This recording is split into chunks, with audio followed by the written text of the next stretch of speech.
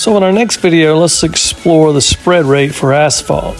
So before any paving operation begins, someone's already measured the square yards and knows how many tons of asphalt it will take for that particular shift. However, although we know how much asphalt it requires, it's up to the asphalt crew to place the correct thickness in order to place the proper amount of asphalt that the project calls for. So in order to do this, we have to be able to calculate how much asphalt we're putting down as we go, or we refer to that as what the spread rate is. So in this process, the paving crew begins paving, and as they do, periodically they stop to ensure that the thickness that they're placing down matches the spread rate that is required for that project. So a team member is assigned to help guide the trucks to the hopper, and in this process, he gathers the tickets from the plant from the driver. As he is doing this, he has a measuring wheel that he's walking with that is tracking the distance that we have paved to that particular point. So when it's time to verify that we are maintaining the proper spread rate, we take the ticket from the last truck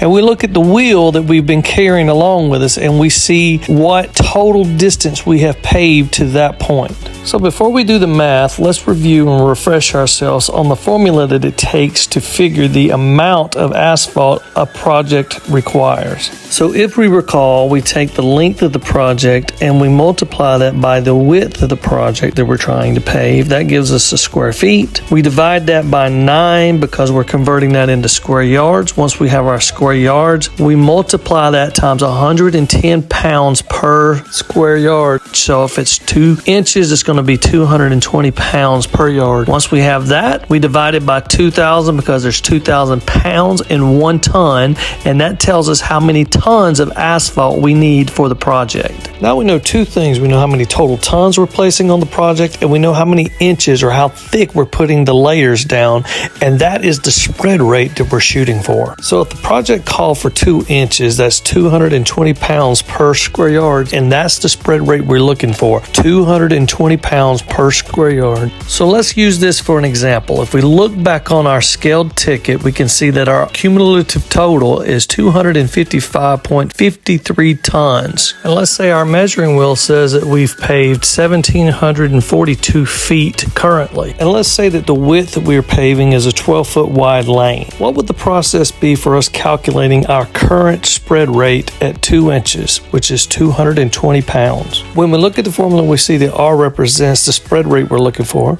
CT stands for the cumulative total we've currently laid, and we multiply by 9 to convert back from square yards to square feet. W stands for the width that we are paving, while L stands for the length that we have currently paved to. I plug in the numbers from our example and we do the multiplication first. So currently we have 255 tons of asphalt. We multiply that times 2,000 pounds, and that gives us 510,000 pounds. If we work in this formula in reverse, we multiply by 9, and when we do, and that gives you 4,590,000.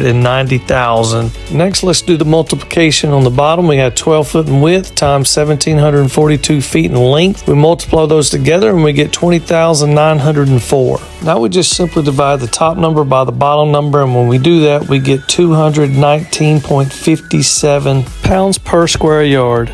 And that's it. That's how we find our current spread rate.